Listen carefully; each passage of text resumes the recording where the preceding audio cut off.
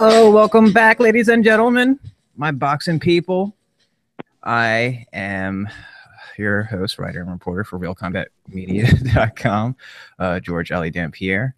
And here we are for the year-end Burnies. I'm trying to get a little, a nice little cute little name for these awards now. This is about the second year that we've done this now. So it's whatever. Well, you know, we're growing, so we'll get better on it.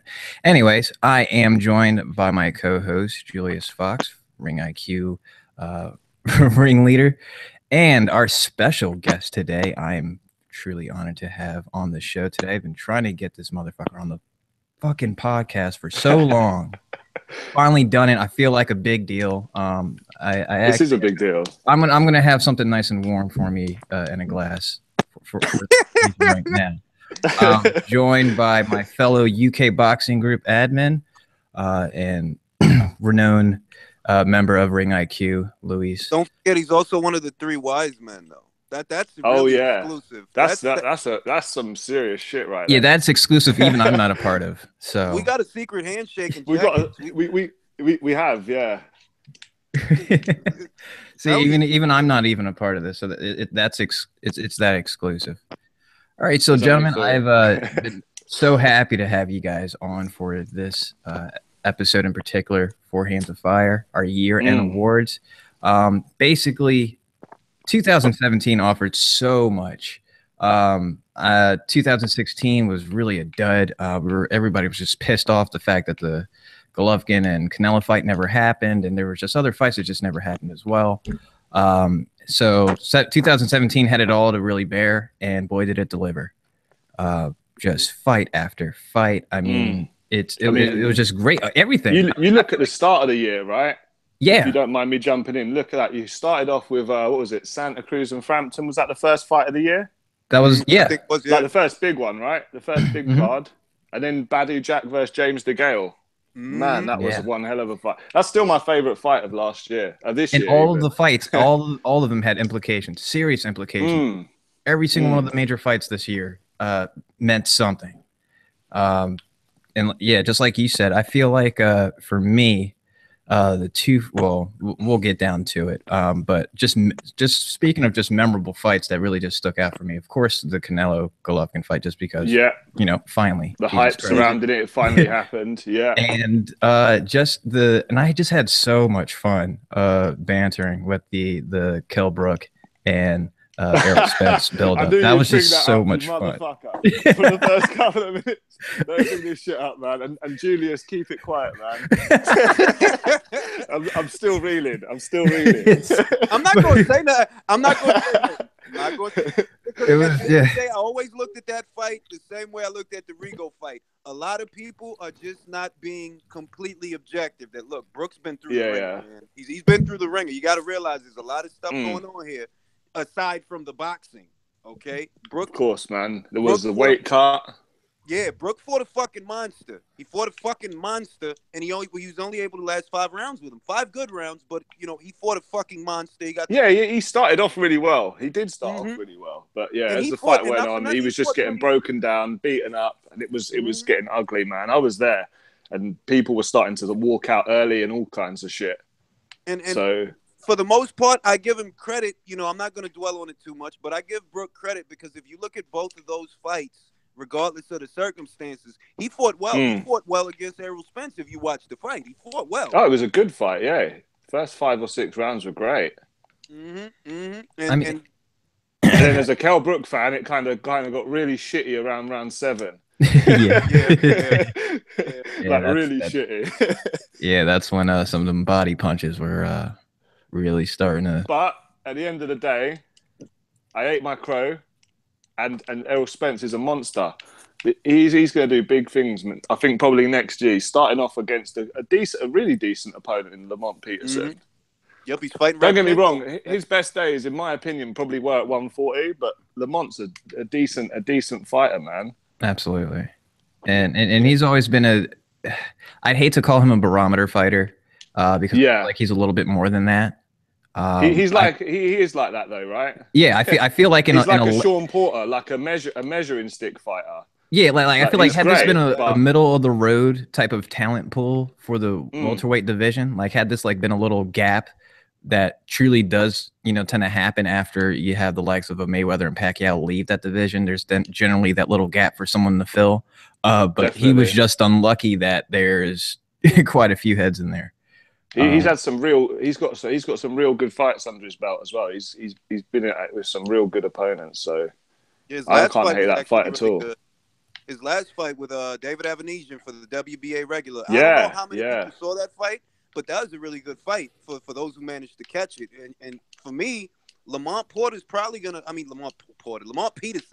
he probably gonna make Spence look human for a little while, at least. He will. While. I think he'll have about the same as the Kell Brook fight. I think maybe 5 good rounds before the pressure starts like revealing him.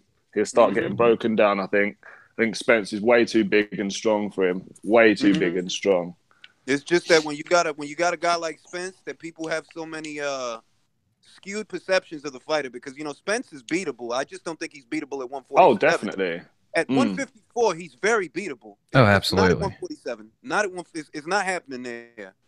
There's only one man who can do that job, if it's possible, and I think it might be Crawford.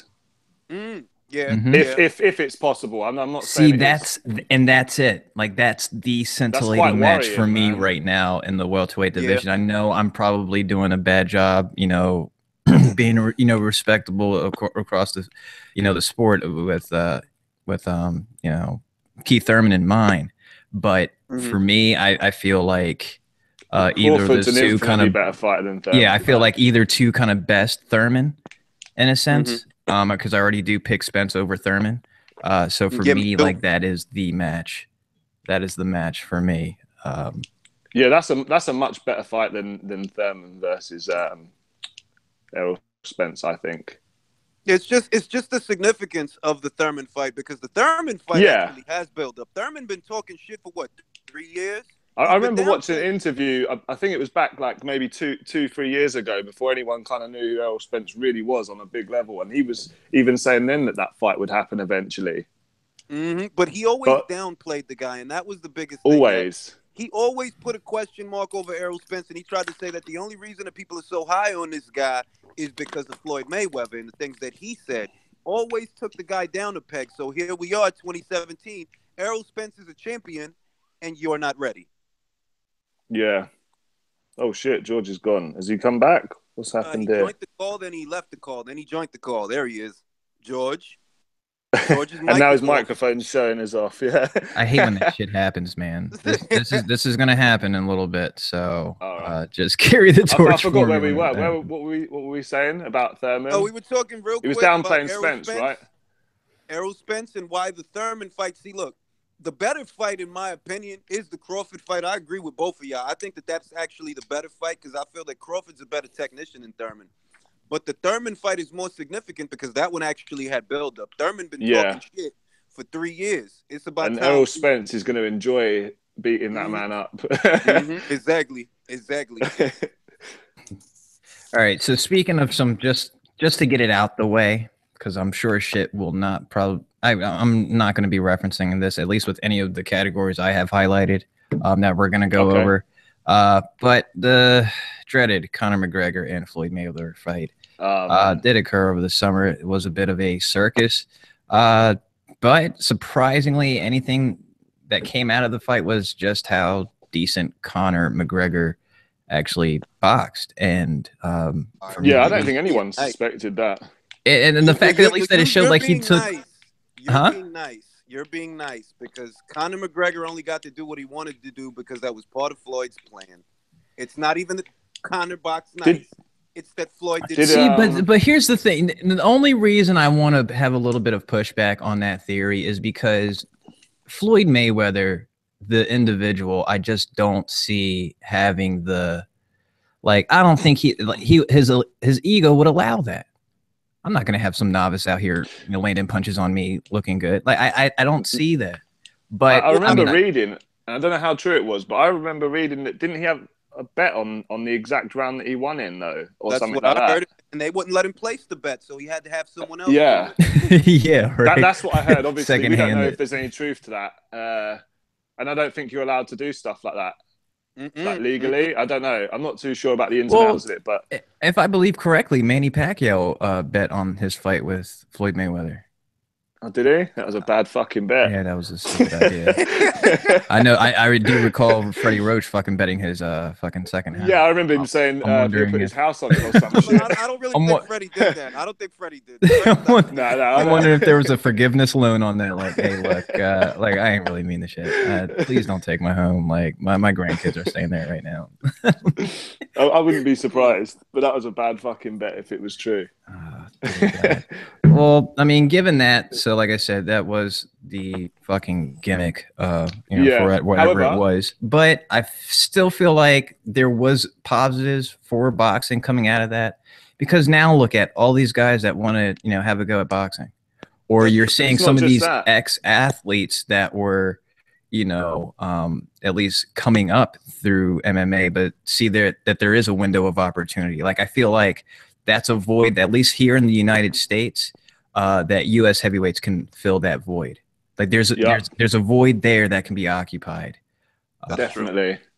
And I've seen that. I know there's a video of some guy called the Beast or whatever. He was like a former kickboxer, looked really good on the pads, and I'm sure once he can get some good fundamental training and sound boxing skills and that he just acquires. I mean, frankly, it's really just nourishment. I feel like that all it comes down to. We have the athletes available. We have the size there. It's just the interest. If you saw the residual effect of that fight afterwards, you started seeing more celebrities doing boxing-oriented shit. Mike Rashid is actually about to have a boxing match. He's having his pro debut. It's like, even though the fight was a circus to boxing fans, hardcore boxing fans, it did have an effect on pop culture. It did. Because I see boxing shit all over the place. Absolutely. Everywhere. And it was actually, I think, I might be wrong. I don't think I am on this, though. I think it was the only pay-per-view that came from America that was a pay-per-view in England. I think it was for the whole year. Even Golovkin Canelo was on Box Nation. Yeah, I remember that. So, I mean, hell, look, the undercard was pretty decent. Hell, Lou, we even got Rio Ferdinand trying box. I know, man. Yeah. What the hell? That's crazy. But the thing is, I don't remember him doing it. I don't think that came about before Mayweather McGregor either. So maybe that had something to do with it. I don't know. Again, it felt like it was around the peripherals, around this. I think he was already gearing up to do that before they actually had the fight. Yeah, but probably. It still feeds that. It fits. That it was like, after that fight, you saw boxing shit everywhere. Yep. Facebook, Instagram, Twitter. People that don't even watch boxing. It was big for casuals, real big for casuals. Yeah, I mean, like there was a point in time where I feel like boxing was just a casual way for people to at least they acknowledged the sport. They made it part of their daily workouts or something. Yeah, and in a way, I feel like we're kind of getting back to there. We just got to bring a little bit of that activity back and these big fights next year will do that. I think if we get Wilder versus Joshua, that's going to spark up massive interest in the heavyweight division. Yep, and that's the interest. Doesn't matter who you're going for. You're going to love that shit. They were wildly uninterested in it, especially during the Floyd Mayweather era. It's the same argument that they didn't have a pony in the show, so they didn't watch. But now that they got a pony in the show, and he's going to be on reality. He's going to be on a reality TV show. So hopefully, look at that. He's going to be on the Housewife show. Serious. And Julius, and you know why that's brilliant. Yeah, because that is the exact demographic he needs to capitalize on. Exactly. Look how many shows AJ has in the UK. Yeah, they do specials with AJ on everything. He's on just Sky Sports adverts. He's on shows. He's on TV sports shows. He's on everything, and that's what really they need to do with Wilder. That's what Wilder was missing. That he needed a reason to be on TV that wasn't just boxing. Because if the only time you see him is when he's boxing, then you really ain't gonna see him that much. But if you see him, he's on Housewives with his, they talking. Yeah, that's an entirely different demographic than the fight community. The fight community is a small community. If they watching you on the E channel, that's all girls and shit. That's a completely different demographic. Wasn't he like a? That's why I'm saying it's brilliant though, is because look, when the ladies turn out to the boxing shows, so the guys are gonna follow. Exactly. Yeah. So look, that's what all you need is a casual reason for girls just to want to go to the fights. There goes, like the domino effects, like a dog chasing a bone. We out there, and there it is, right back on top again. You get guys just watching G.Alé fights to see glimpses of his sister. In between rounds. And I know some of you American motherfuckers stay up just to watch it or whatever it is. You get up early. Absolutely. She is actually and just to get started, I guess, with now some of our annual awards that we're going to hand out now. At least the more fun ones I just wanted to get out the way, and that is the Who Dat Award. And this is generally for the fine ass guest member that's just anywhere in the crowd or just featured somewhere in the fight where you just were like, wait, whoa, who's that? When you're kind of like pausing and rewinding just to double check. Yeah, it's like, wait a minute, bro. I hear you. How does she know? And for me, last year it was James DeGale's sister. Yeah. This year, she does seem to again reign supreme, even though it was only once and a losing defeat. Well, actually twice. Yeah. Well, I mean, he didn't lose that fight with Badu Jack, if you ask me. But that's just if you ask me. Some people scored it for Jack. I agreed with the draw. Yeah, I had it for Jack. But you can't be mad either way, really. Yeah, I mean, and you consider that's funny, man. Now, that's how the year started, and that's a legit good fight. That's still my favorite fight of the year. That was an excellent fight. Solid fight. All right, so while we're on the topic, fight of the year for you guys. Lou. Badu Jack, easy versus James DeGale. It's got to be, man. That shit had everything, man. You had a knockdown apiece. You had a ref taking one. You had teeth flying about, gum shields flying about. Badu Jack starting shit and then coming on like super, super strong. I mean, he was beating the shit out of James DeGale in that last round, man. That shit was more like a 10-7 rather than a 10-8. Yeah, I was amazed that he actually stood up the whole way through. I was. And I don't think if that had gone another minute, he would have survived that because he was in all kinds of trouble. What about you, Julius? So, yeah, that's for me. My fight of the year, it's going to be a bit of a casual pick, but the reason I consider it the fight of the year is because it reverberated, beyond the sport of boxing. This is a fight that people was asking me about, people that don't watch boxing, the very next day, and that was Anthony Joshua versus Vladimir Klitschko. They were like, who the fuck is that guy? And I was like, oh, that's Anthony Joshua. He's like, he from over here? Nah. The gold medal. Like, oh, that boy could fight. I'm like, I know. That fight, one, it did have an element of danger. It wasn't a foregone conclusion that Joshua was just going to steamroll him. It wasn't a foregone conclusion. There was always a chance that Klitschko can make this competitive because Anthony Joshua happens to be green right now. It's still early in his career to be in with a guy like this. So it had an element of danger. And after the fight, everybody was happy. Everybody liked that fight. Well, not everybody. Well, not Wilder fans. Oh yeah, absolutely, of course. not everybody. it was a little bit. What do you mean?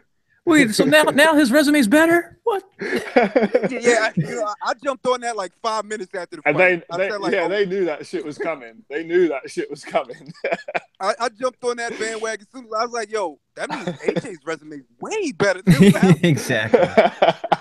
Yeah, I mean, guys, I have the same pick, Anthony Joshua over Vladimir Klitschko, the KO 11th round. For me, was fight of the year.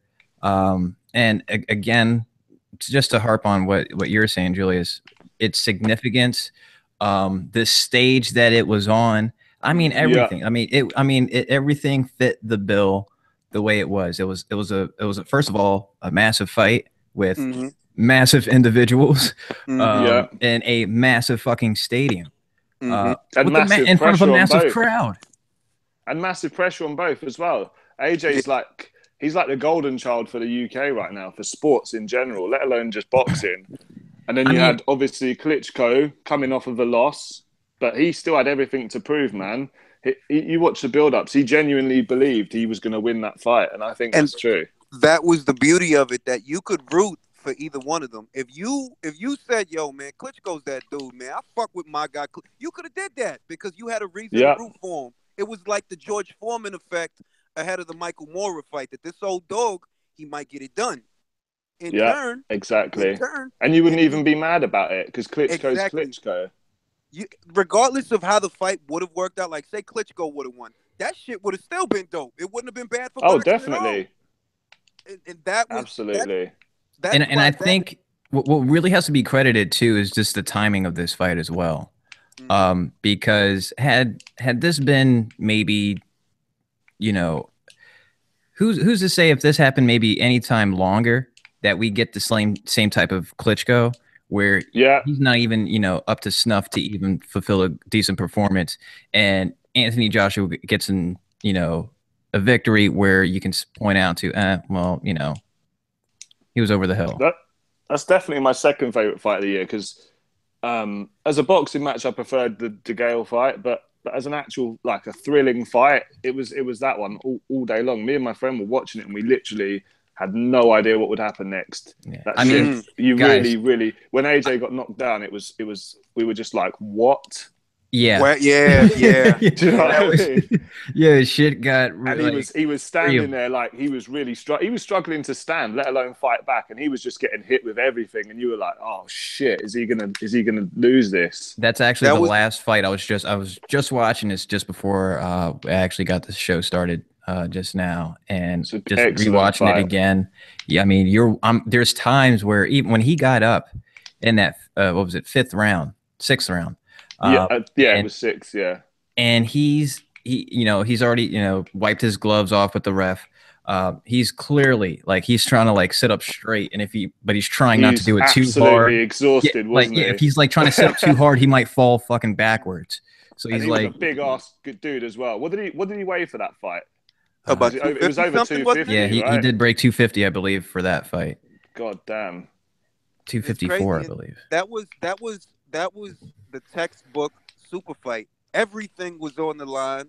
Old Lion versus Young Lion, 2 world titles. Passing of the torch. The fight itself had ups and downs. Like Joshua scores an early knockdown, Klitschko comes back, scores a knockdown of his own. Joshua has to show his toughness. He's got to show I can deal. I'm going to take this round off so I could blow up on this guy later on. That's what he does. He explodes on Klitschko. This is a beautiful fight. Yeah. It was great. You know, you have a marvelous fight when it's this is one of those fights where if I'm trying to get someone, you're like, hey, look, you like boxing? Oh, no, I'm not really into it. Here, look, you might want to watch this fight. See if you'll change your mind. Yeah. It's definitely one of those type of fights there. Now, my runner-up actually is actually Canelo versus Golovkin. Now, this wasn't too much of a necessarily entertaining fight, I would say, in the for a fan's perspective. But for me, with this build-up that it's been for so long and the stylistic matchup that I was really I found a little bit puzzling, but I still favored Golovkin in certain instances. But just to see it actually play out and seeing both guys having to think in there was great for me to at least see both guys being challenged, because after a while I'm just like, okay, for fuck's sake, you're tired of seeing them just blow through guys. We get to see that again as well. I truly believe that fight will happen in the first half of the year as well. I agree with that. You got people saying September, but I honestly think they won't waste time. They'll make too much money out of it if it's on the 5th of May. They'll make too much money. Especially if they do it the way they're planning on doing it in Mexico City, they could make a lot of fucking money, a lot of money. So another thing as well, which a lot of people aren't crediting, is Canelo's chin in that fight was pretty decent, man. Oh, absolutely. Well, I don't know because he didn't really get hit with the full force of this guy's punches, but the few times that something meaningful landed, you could see that he did not like it at all. And that's, there's one I'm specifically recalling was a flush right hand that it almost looked like he kind of collapsed into the ropes a little bit. Like if they weren't there, he may have went down. The head. Caught him a little bit behind the ear, I should say, and he shook it off. Is that the one? Yeah, where he shook it off. But you know that shit hurt. You know that shit hurt. Yeah, that's the one. He told him no, that didn't hurt. Like he shook no. And the thing about that punch is that punch sent him to the ropes, and it didn't land flush. You understand? It was behind the ear. It was behind the ear. Didn't land in the sweet spot. If it would have landed in the sweet spot, it would have probably been a knockdown. It might have. It might have. Yeah.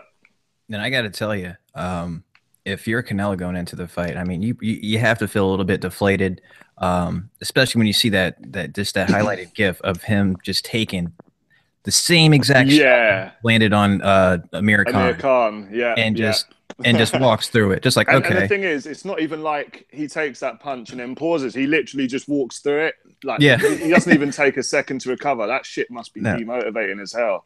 That was a beautiful. That was a beautiful. It was a good shot. It was a good shot too. But he was just like, "What do I do now?" It's like it's written on his face. That's the beauty of it. If you superimpose the camera and you just look at Canelo's face, you can see the oh my god, what the fuck am I gonna do, dog? Yeah, I mean, and the body language pretty much said it for me too. Late in the fight as well. I mean, there's times where it's like he's like fucking hell, like I just moving around all the time. Yeah. It's like I'm doing so much, and like this is like hard as shit to get done. No effect, yeah. But then it had one of the worst outcomes of the year as well. So then of course, I mean, this was low key the year of the upset because we got upset a lot. Oh yeah. Okay, well, and then I guess let's bring it back to the award ceremony then. Because, I know we can either go. Would you guys want to go fighter of the year or the what the fuck moment of the year? I think Doug. Yeah, what the fuck moment of the year? We can. I mean, I don't mind. I'm good. I'm good for time anyway. So whatever order you want to do it. Given all right. So given that we're kind of on like what the fuck topics, Lewis, what was your what the fuck moment of 2017? So like upset of the year, that kind of thing. Yeah. Anything that was just like, do you know what? Actually, there is, obviously we've got Rung Visai versus Chocolatito, but there's actually one that stands out for me more than that, and it's G.Alé versus Lubin, the first round KO. Oh my! I did not see that coming. I did not see it. Like, I didn't even think this dude. I didn't think that fight would even be. I didn't think G.Alé would be able to KO that guy. Honestly, that guy, that kid's he's real good, and. But his chin was completely untested, and obviously we found out why with that perfect shot straight on the chin, folded him like a deck chair. Yeah. I mean, as far as what the fuck moments, there's only one what the fuck moment that actually made me say what the fuck more than that. But I literally said, what the fuck? I literally said that, like, oh my god. Like, I knew. I said Charlo's gonna beat him. I don't trust Lubin. He ain't been in there with nobody. But I didn't imagine that a couple of seconds into the first round, he gonna fall. I didn't imagine. And it was like the last 5 seconds as well, right? Or something like that. Yeah. I mean, I think it was like maybe 30-something seconds past. Yeah, there was a little under a minute. Oh, okay. Yeah, because the ref had to count it, obviously. Yeah, of course. So I'm like, what the? So I give you that. That's a pretty good what the fuck. But the only what the fuck, in my opinion, that was a bigger what the fuck than that was Guillermo Rigondeaux against Vasilo. Yeah, actually, there is actually my runner-up. That's my runner-up for what the fuck. That was the Tevin Farmer fight as well. No, I mean, I put it like I saw a lot of guys saying robbery. Yeah. I finally got to sit down and watch the fight, and I'm not gonna say that it's not a robbery, but I could kind of see where you might gave it score to it for him. Yeah. Okay. I could see how. Yeah, I could see how that. I can agree with that. All right. Let me chuck another one in. What about Murata versus Endam? Okay. Now That's we're talking. That shit was crazy. What the fuck is going on? And they're in Murata's backyard, bear in mind. How did he get robbed in his own backyard? That's some serious shit right there. That was like, okay, so punching a guy on the arms and the gloves, that's okay now. So that's scoring now. Those are scoring punches. That's all he did. And I'm like, all right. So that's I give you that one. That's my runner-up. Murata and yeah, man. There's been a few. Yeah, my number one what the fuck moment. And this is a what the fuck out of the disappointing attempts. Okay. Was Ortiz testing positive for a banned substance going into that's another that fucked up a really good fight. Yeah, I mean initially going in, well, I mean, first of all, it was just totally just disappointing just because of one, what it would have done for boxing, or at least what it done for the division. Because I mean, that's two birds, one stone. Wilder's in a win-win position. Yeah, and it's essentially like a playoff. So it essentially the best eventually will fight the best by 2018. At least with this been lined up, or at least that could have been lined up for the end of this past year had that gone through, I believe. It was November. It was originally scheduled, wasn't it? Yeah. So we were supposed to get that before the year was out. We were supposed to get that fight. Yeah. And I mean, and then overall, the whole denial, or at least the excuse that was provided, was just comical. The blood pressure tablets? I have high blood pressure, which Mauricio believed it. Mauricio Suleiman believed it. The I mean, but it's not the fact that if it's believable or not. But it's just weird as fuck. Yeah, it's like I'm a heavyweight contender and my old ass still needs like diabetes medicine, for I mean, he's not exactly Gerard Butler at 40 years old. Ortiz is pretty fucking big guy. He's a big guy. No, it wasn't even diabetes, it was high blood pressure. It was high blood pressure medication, yeah. Same thing. It would have been diabetes medicine. Like you fighting a diabetic. Like, right. Yeah, so it was like, oh yeah, y'all caught me on my pill day. So somebody get him his EpiPen. It's like seriously, that was pretty fucked. Like the whole thing just ruined it. Like really, I was like, what the fuck? Why that? And of course, with it being Wilder, I knew exactly the blowback that was going to come from it. Was oh look, see. People are so afraid of Wilder, they'll ruin their reputation. But with that's a double-edged sword because the AJ fans are going to jump straight on it as well, which makes it pretty funny. Yeah. It's just that Wilder's fans tried to make it seem like all these known ped users started using peds for what, and like no, to avoid him. He's been on shit since 2014. Povetkin already admitted that he was on meldonium when it was legal, so they didn't start using peds specifically to avoid him. They tried to make it about that. And it's like, come on, dog. Like, come on. I know you like Wilder, but come on. Yeah, and like I said, my runner-up again, like I said, was the Rigo quitting. I was really surprised at that. That it was just it was. I mean, I would. Most of my reaction was out of amusement, though, just out of just being right and the fact that Rigo just flat out quit. I was like, "Ha, you fucking bitch!" Ha ha. I thoroughly enjoyed being right. I told guys. Oh, me too. I told guys like, look, he's 37. He's jumping up 2 weight classes. Vasyl Lomachenko. There are any variety of things I named throughout the course of the year to tell guys like, bro, like you gotta stop pouring your hopes in these hoop dreams, man. It ain't gonna work. and it didn't. Oh man. Yeah, that was a pretty big what the fuck moment. Yeah. There's been a few though. It's been a good year for that. It's been a good year for good fights, KOs, what the fucks, everything. And overall, and while we're on this subject of just overall dissatisfaction, shout out to the fucking credible judges out there that scored the fights right. This has been a terrible trend that's been, I mean, it's kind of been going on a little bit from, I feel like, since the end of last year. Yeah. But there have been some really outrageous scorecards that I'm like, where were you at during this fight? Yeah. Type of scorecards. I mean, look, Ogawa And Farmer, I'd classify that one as one of those. Definitely Murata. Right, I'd say Murata versus Endam. Yeah.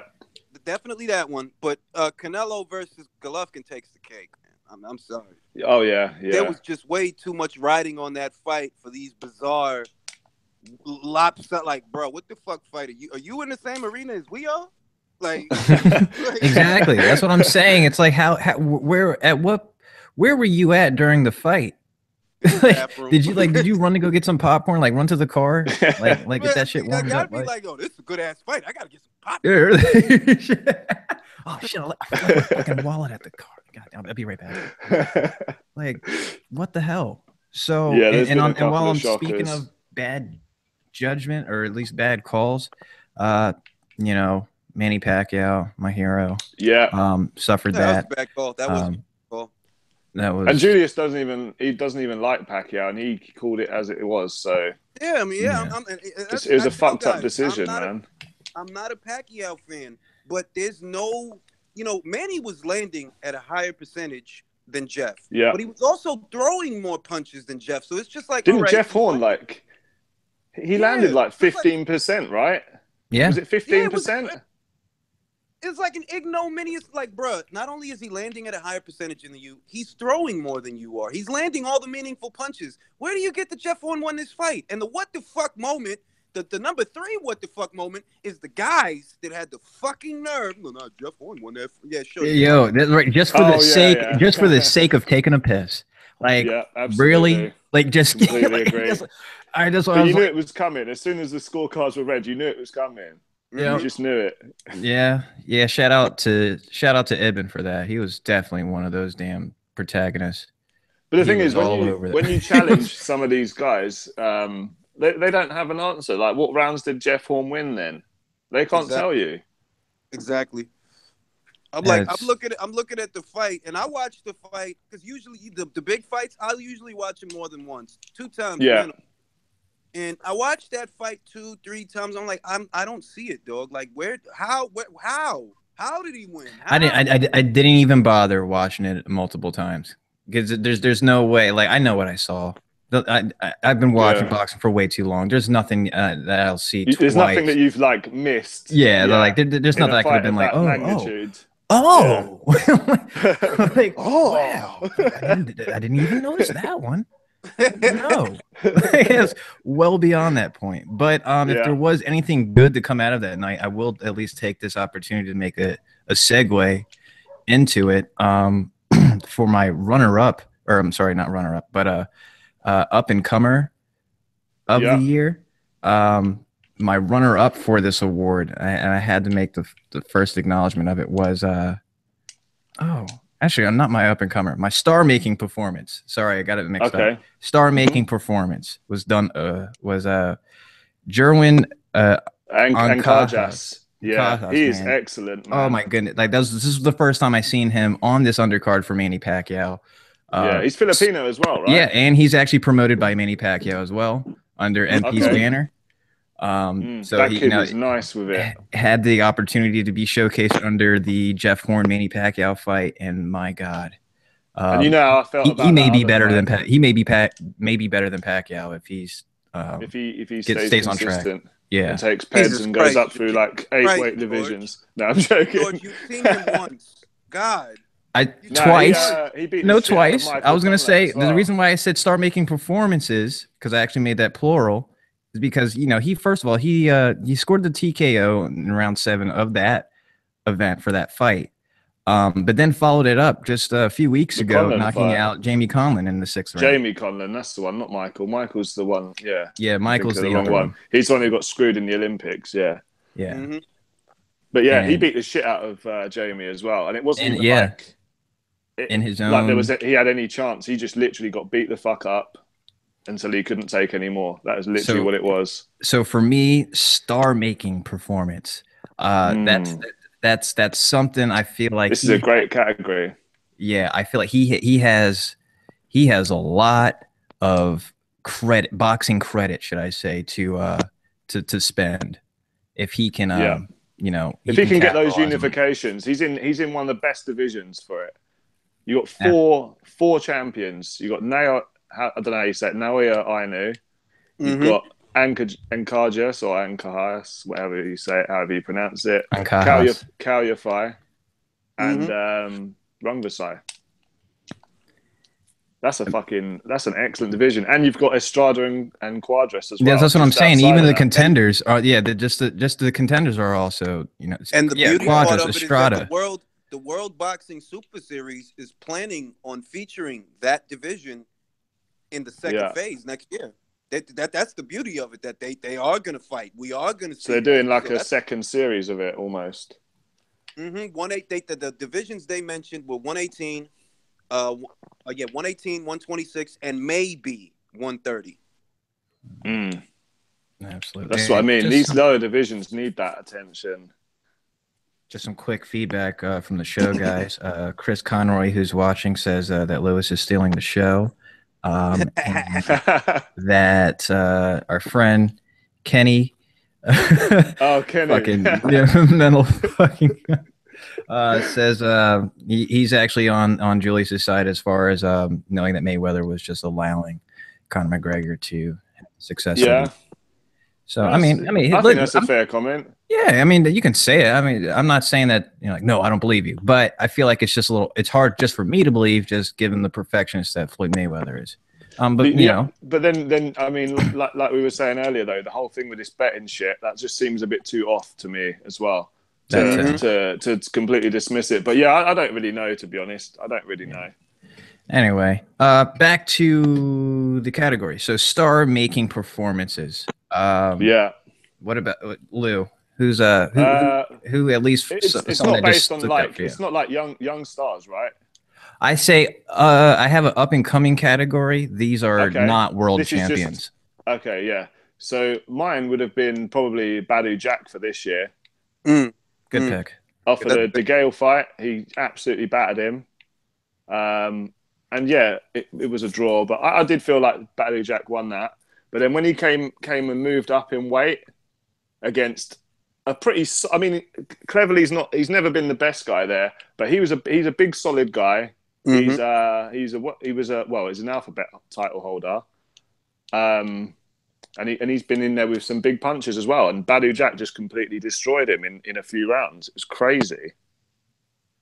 And I think he's in a good division as well. So if he does fight these other guys like Bivol, who else you got? Like Gvozdyk, Adonis, Kovalev. He's in a stacked division. Even guys like Sullivan Barrera, they're good fights for him. So yeah, that's my up and comer, because I don't feel like he had a lot of attention maybe a year ago. If you look at this time last year, I think the bookmakers made him like 2 or 3 to 1 underdog against James DeGale. Hardly anyone I knew was picking him, and he really took the fight to DeGale. So yeah, I'd put him as my up and comer, I think. Well, that's your star maker then, because the up and comer is the category where they're not a world title list. Okay, they're not a champion. Okay, so but I mean we can go there next. Julius, though, who was your star? What was your star making performance? I actually have 2, because I feel that there were 2 people that really garnered themselves a lot of attention. So it's a dual one. One is going to be Bivol. Everybody's talking about this guy now. It's not that he came out of nowhere, because he didn't. He was there. I watched him come up, but to a lot of people, to them it might have seemed like he came out of nowhere. He knocking motherfuckers out. He's got good fundamentals, fast hands. Anybody you thrown him in there with, he didn't look bad. He looked great. You know what I mean? People are ready to see him fight guys that they already knew, like Artur Beterbiev, like Sullivan Barrera, like Sergey Kovalev. He's already being talked about in the scope of the who's who at 175. So one is Bivol, and the other is homegirl Katie Taylor.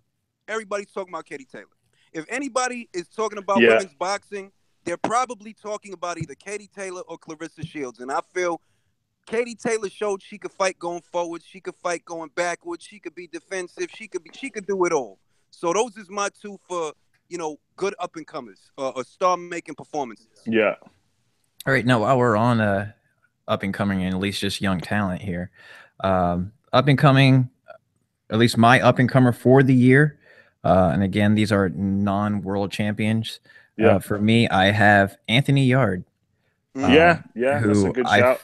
I feel like this guy, primarily the reason why I pick him, at least for my up and comer, is because the reason you stated, Lou, is the division he's actually in. Yeah. There's so the recent activity that's been going on there. There's definitely going to be a lot for him to. He's got a lot of room to grow as well. Exactly. Yeah. He has. There's a lot for him out there, and I feel like, at least with the abilities that he's shown so far, I feel like at the very minimum he'll be a force in this division. He could very well have the potential to be the man as well. And I feel like he's big for a light heavyweight. Yeah, and he has. I feel like he has the potential to be the man in the division. If give him a few years, he'll definitely be in the mix. He'll definitely be in the mix. But I think the problem is he's kind of blowing out guys he's supposed to blow out, and exactly. Even at European level, he's just way overmatched. Yeah. So until then, that's what I mean. It's until I'm seeing something that can contends, or at least that contends any skills that he has, or something that gives him a different look. I can say otherwise. But until then, he seems to be the goods for me right now. And my runner-up. My runner-up, keeping it UK based, G.Alé. Simply put, that's my guy. This guy is simply amazing to me. That guy's making a lot of waves. The guy from Turkey at my job was ranting and raving about that. Like, you seen Josh Kelly? Like, yes, I've seen him. I watch a lot of boxing. He's like, that guy's great. I'm like, I know. Yeah, I mean, the intelligence, the IQ he shows. He's defensively alert, aggressive at the same time, and a showman, all in the same mix. And really, he clearly stands out among his peers. He is excellent. So, yeah, and so again, and that's my runner-up. Only 5-0 though, so still a lot to see. Yeah, he's got a lot to learn, especially when he starts stepping it up a bit. Yeah, and but unfortunately, he's good. And just a quick shout for my previous winner for this award was Connor Ben. Somewhat dropped off a bit. A bit last year. He had a great fight in that 6-round fight, but a little bit of a vulnerability in his tactics, or at least how that guy wasn't a who the fuck. I think he's getting more shit than he should. That guy had a bunch of kick. As a boxer, he's 5-5, but as a kickboxer, this guy got hella fights. That wasn't just some. That wasn't some. See, even I didn't know that. Yeah, as a kick, this guy, look him up. His name is with a P, whatever is P something. Yeah, he's the French dude. Yeah. Yeah, that guy had a bunch of kickboxing. It's like the guy's a good striker. That's what I took from it. The guy is a good striker, and in light of that, I can't look at Connor like, oh, well, you look like shit. Nah, he's fighting. No. Yeah, I was gonna say it wasn't that he looked like shit. It was more or less that that high that it seemed like that was coming on. At least that was going through with all his fights. Kind of just wore like it seemed like the same approach that he was taking. Like he finally hit a wall with it, and we were kind of like, oh shit, like now. But on the other hand, we got to see that he survived an absolute crisis in round 1, so we know that he can survive. Which I suppose is a quality in itself. Even Absolutely. If he did have a lot of trouble getting through the end of it, but he came through. He did survive, exactly, and he won as well. Yeah, definitely the skill set his father carried. I wasn't sure if he was going to be able to get that last knockdown. That's why I'm like, yo, this is one hell of a 6 if he hadn't, he would have. He would 100%. Well, actually, no. Would he have lost? Because one of the scorecards was ridiculously wide, wasn't it? Oh yeah, but in the eyes of the fight fans, if he wouldn't have got that, if he wouldn't have got that last knockdown, I'd have said he lost that fight. Yeah, definitely. All right, guys. So those were at least my winner and runner up for up and coming of the year. Awesome. Lou, who are your picks? So my main one is Josh Taylor. He is absolutely on fire right now. Stopped Miguel Vasquez. He beat up O'Hara Davis and made him quit. I think he had 2 other fights early in the year as well against not journeyman, like experienced ones, but So he's got the skill set. He's great to watch. I think he'll definitely win a world title either next year or the year after. I think he'll probably get the fight with Ricky Burns in Scotland. That's my main guy. I think he surprised me this year. All right. Well, mine. There's a lot of good prospects, but Only one of them blew me away. Literally only one. And I liked how Cheeseman looked. I liked how Tony Yoka looked. I liked how Daniel Dubois is coming along.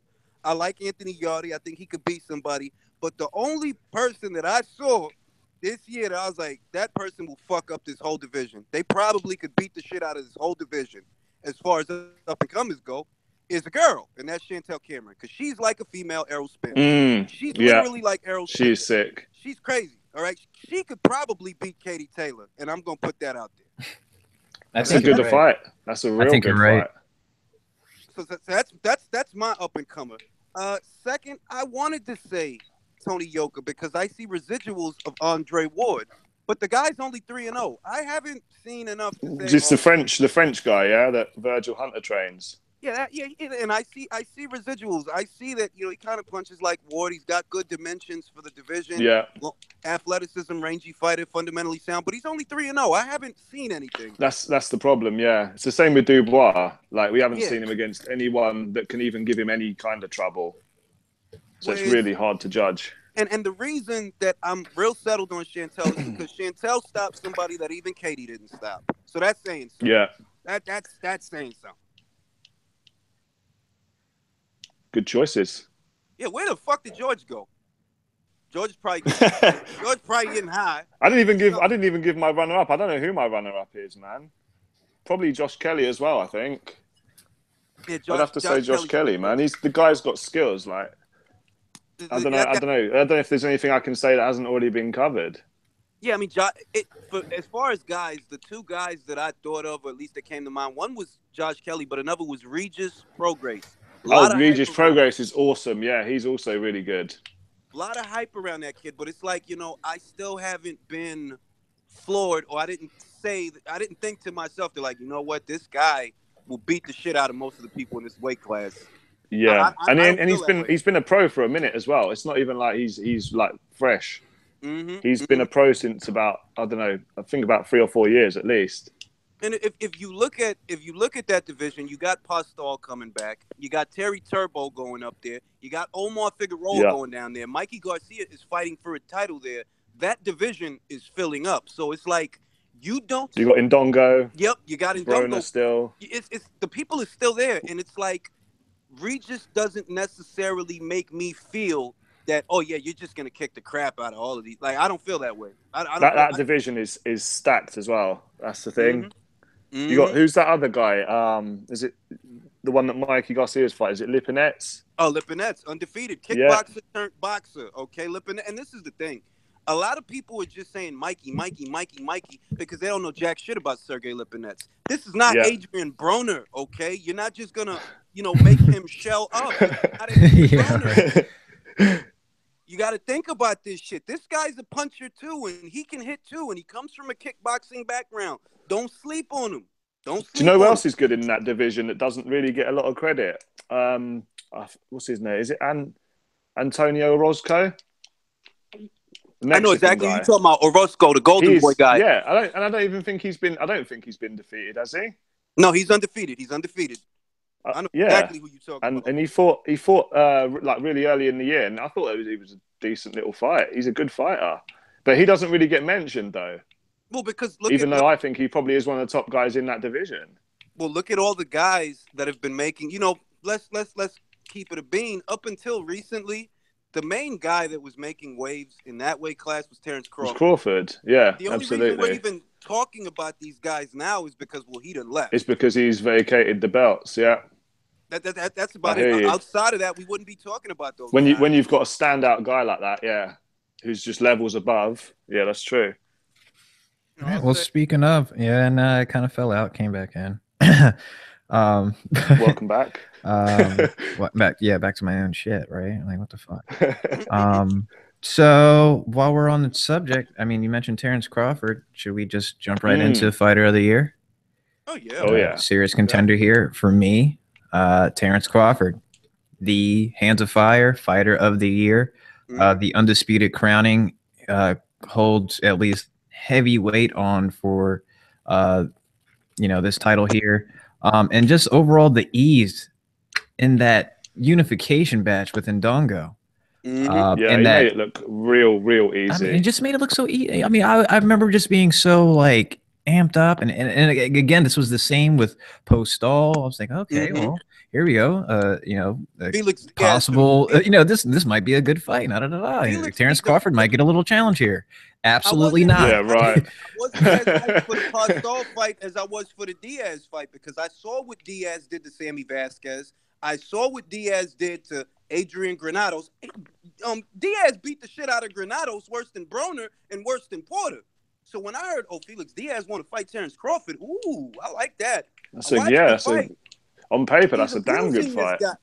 He completely abused little Felix Diaz. I'm like, this guy, man, he can't be stopped. He's fighter of the year, man. Gold medalist as well, Felix Diaz. Yes, he or am was. I thinking of someone else? Yeah. And all the more reason, man. And so this guy just makes just so easy work of all of the. I mean, every challenge we've been seeing, like I mentioned before, we thought we're gonna be a challenge for him, and he just easily he just blows him out of the water. Yeah, exactly. And so for that reason, my fighter of the year, I actually felt like I had him picked out even before the Lomachenko Rigondeaux fight, but you know, following after that performance though, and given the result, I seriously did had to put a little bit of, you know, a little bit of thought into it, because my God, if you would have told me that being the result, even just, you know, upon the time that it was even announced or even just talked about, and the fashion that he did, it's just amazing.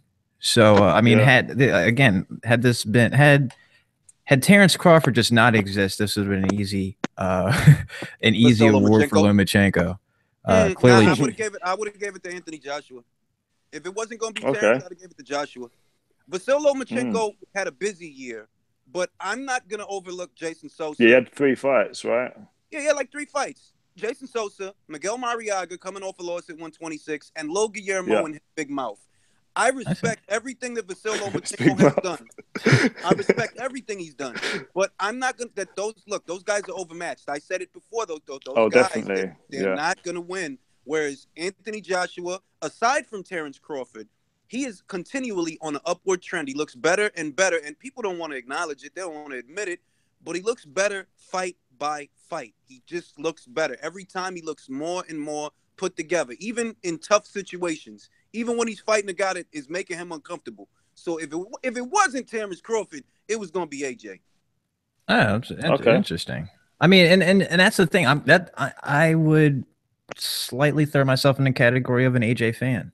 And I feel like that's an understatement. Okay. Oh, well, thanks a lot for that, Lewis. You know, I need a cosign here.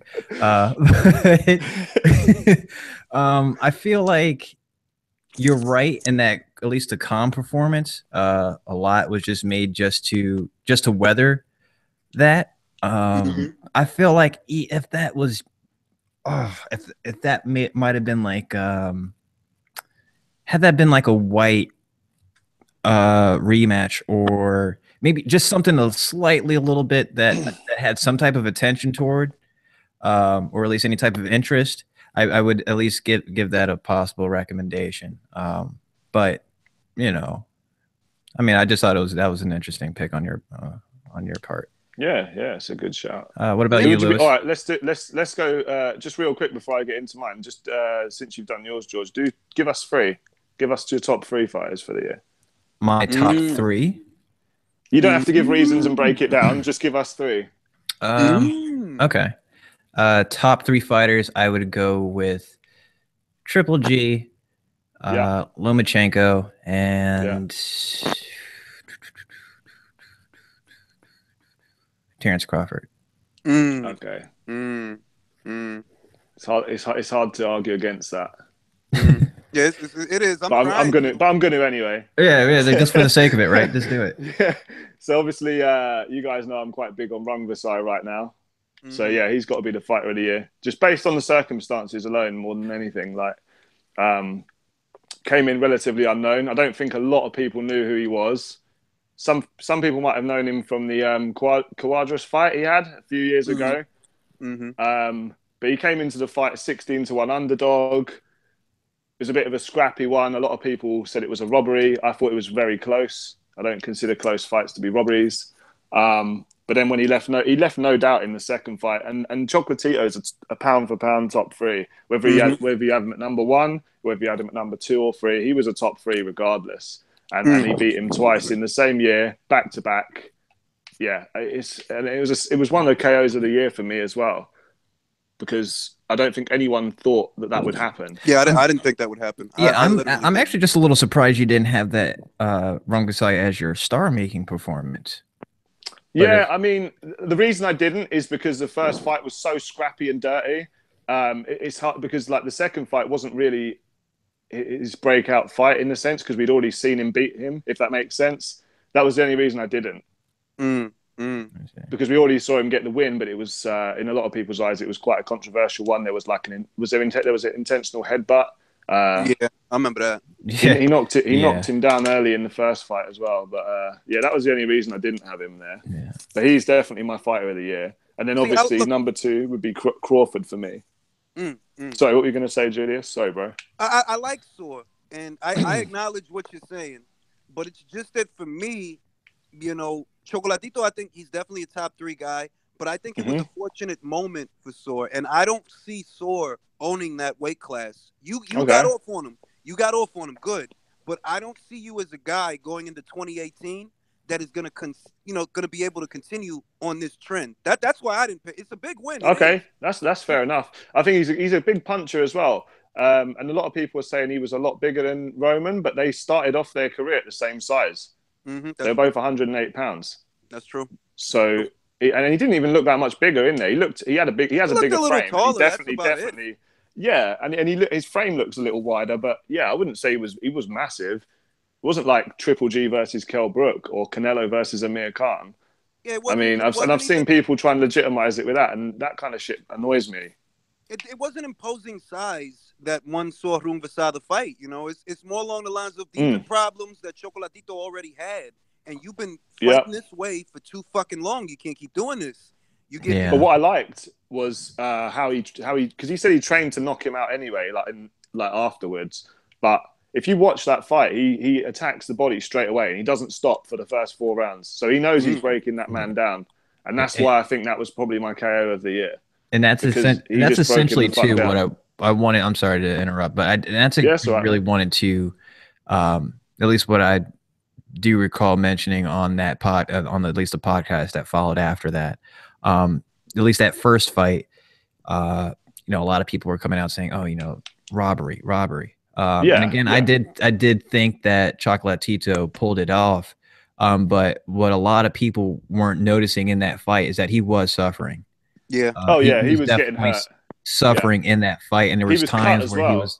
Yeah, and you can see him actually going. Oh, you can see him do George what left now? The call. George, he'll be back, but I get what he'll be back. George is probably talking about how if you look at that first fight, even though I agree, Choco won, but you know he's getting caught between the punches, and he's getting caught hard. And by a much bigger puncher than him as well. Exactly, and I understand the argument that people make about Chocolatito, that how could he be the number 1 pound-for-pound fighter when he has such poor defense? And I'm going to say that, you know, it's not poor defense if it worked for 46 fights, you know. Absolutely, it can't be that fucking bad. Even if he did just lose. If it took that long for someone to actually beat him, and for it to be a real scrappy, close fight like that, and it took that long, it can't be that bad, right? Exactly, that's exactly, and that's my point. That look, the guy fought in 4 weight classes, 46 pro fights before taking a loss. He has a hefty number of knockouts. You know, you can't say that he's not a top guy just because he's not fucking Nicolino Loche out there. He was very much a top guy. You know, like everybody's not going to be a defensive fighter. Welcome to boxing. Exactly, that's it. I'm going to drop a cliche that you hardly ever hear, but styles make fights. Yes, they do. And that was a perfect example. You know, I've never heard that saying before. That's no, I mean, it's a new thing. I'm going to start pushing it a bit more. Yeah. I might get a T-shirt with it made. Shout out Chris Alexander, my boy. Definitely doing his thing with style makes fights. So I don't know. I cut out. I wasn't. I forgot sure. what you were saying about Choco. that Choco style. I think it was you're getting into. Well, I was mentioning. Well, I was referencing the fight as my knockout of the year was actually the second fight with him. Rungvisai getting that KO over Chocolatito. That was a great KO. With him I mean, because it was overall just the symbolism it had, like the whole thing. Yeah. I mean, that punch landed, and the ref didn't even count it. Yeah, his body he just collapsed. Like it was just like a whole body collapsed frontwards. And then him like turned over, and him just like he looked defeated. If you watch the ring walk, he looked like he knew he was going to lose. And that's not something you see very often in boxing. You even see journeymen go in like fresh faced and they're confident and all that kind of shit. But Chocolatito, I don't know if it's just his face. I don't know. He looked upset, man. Well, Chocolatito does look. Chocolatito got the Regal face. If you you look over at him for a second, he looks sad as fuck all the time. Yeah, that and like I feel like at least, dude, you're making millions. Chill. I feel like that, or at least with the added weight, man, he looks really like soft. Like he reminds me. Yeah, he kind of reminds me of like a fucking Teddy Graham. Yeah, exactly. Yes, that's exactly what he looks like. A fucking Teddy Graham. Like just his fat ass cheeks. Shit, man. He looked like bloated up at that weight, man. But then he did have some wins, right?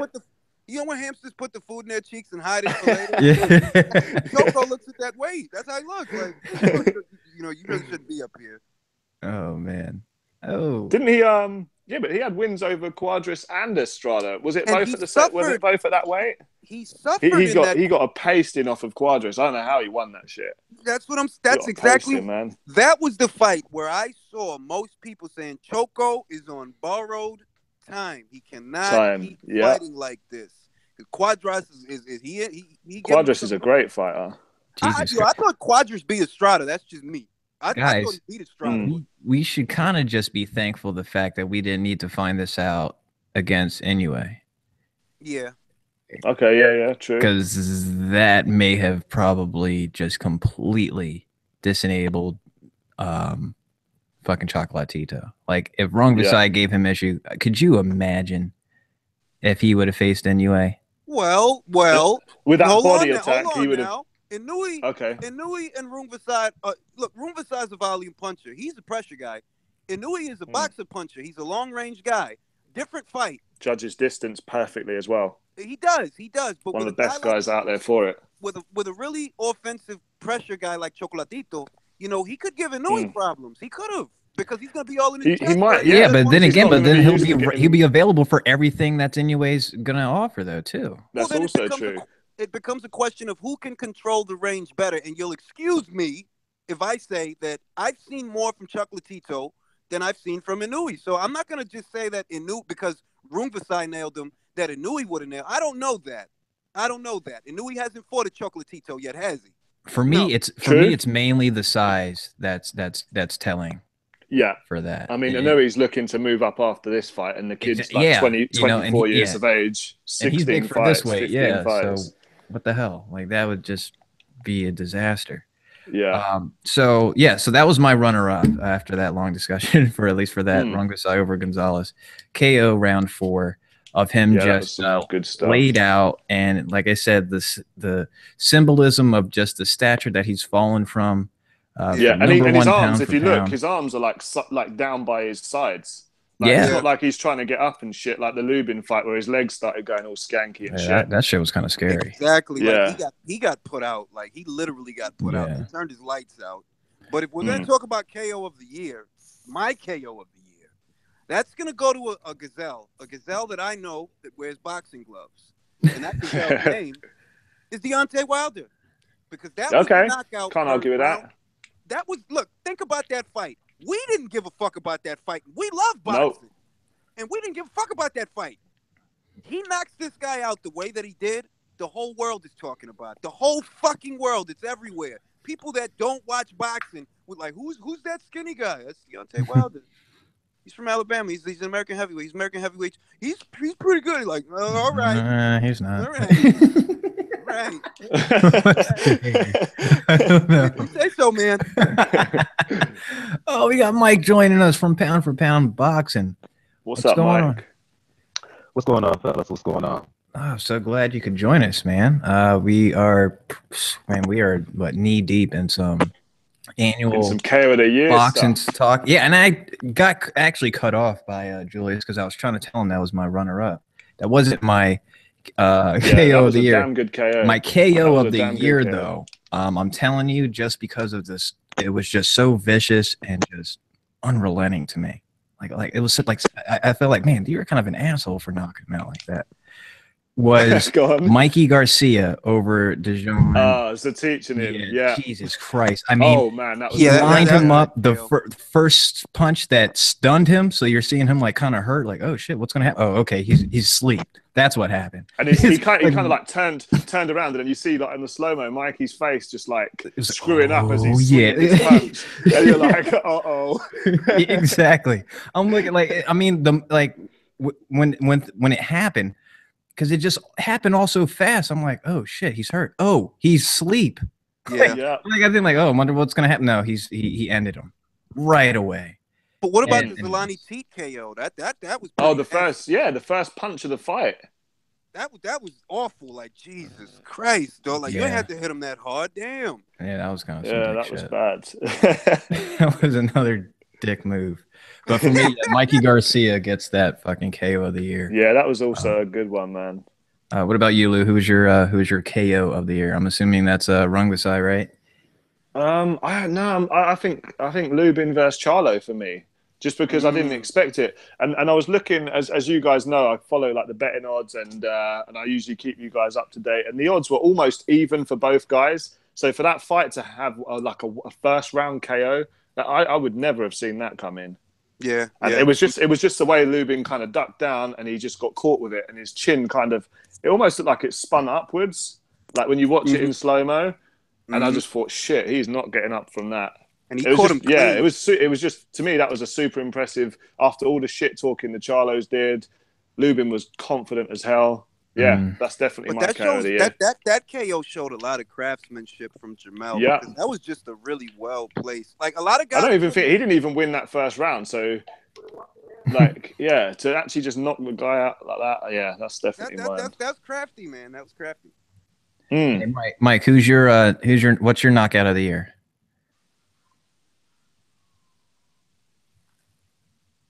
I can't see his microphone symbol's off. Yeah, his mic's muted. I don't know if I did that or not, unless he's placed that on himself. He's muted right now, so my runner-up anyway. Well, I'll talk for a bit while he's trying to sort that shit out. But yeah, my runner-up was the same as yours, the Wilder one, I think, or maybe the Lemieux versus Stevens as well. That was a good. That was a good one, but that one wasn't as violent as the Lemieux one. It kind of just happened. It was just the flow of the fight, and it was a good KO because Stevens was hurt. But that Wilder one, it was like, God damn, like. And that Wilder one was crazy. We knew it wasn't a big deal. We knew that, but at the same time, that was one of the more violent knockouts of the year. And I did kind of expect Wilder to get the KO. I think that was actually my prediction as well. But in the first round, like against the guy that, all right, yeah, he was out of shape and all this other stuff. But we knew Stavern was tough. But he just got absolutely blasted out of there. Did he even land a punch? No, I knew he threw like four he didn't punches. He didn't even throw a punch, much less land one.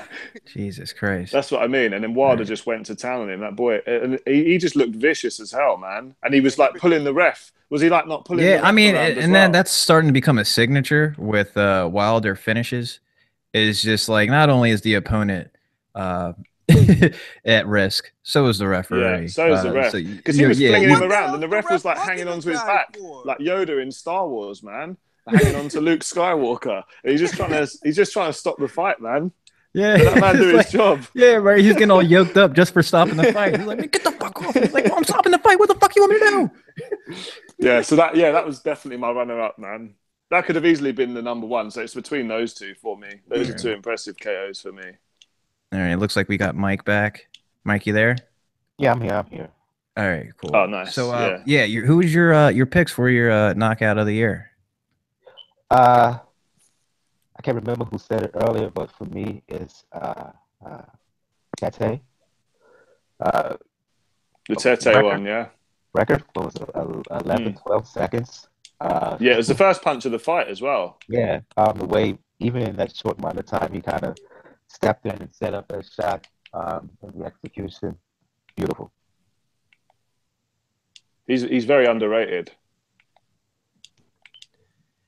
Yeah, he's one of. They're looking to I think I'm seeing rumors of Inoue wants to fight him when he moves up as well as his debut fight. Well, yeah, that kind of broke. He didn't say that he wanted to fight him, but Zelande, from what I've read, has let it be known that he wants to fight with Inoue. Oh, okay. All right, so yeah, that's an interesting match. Just to get Mike caught up. We've done our fight of the year, our fighter of the year, and let's see, we have our up and what the fuck moment.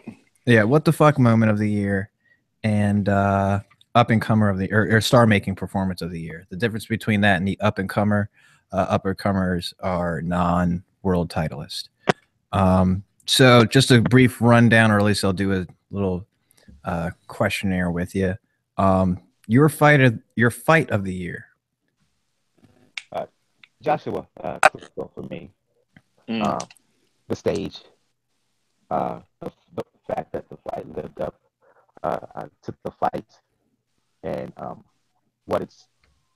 the ramifications of it for Joshua, not just in the ring, out of the ring, in the ring. They arguably made him the best heavyweight in the world, but out of the ring, it set Anthony Joshua up to be possibly a transcendent figure in the sport, and not just a boxing star, but a global star as well. Absolutely, and that was my pick as well. Your fighter of the year. For me, it's Bud Crawford. I know that everybody is saying Lomachenko, but for me, Bud Crawford, he set a goal to unify the title, and he achieved that goal. He achieved that goal, excuse me, and did it in emphatic fashion. He dominated everyone he fought in the Ndongo fight. Was it the second round?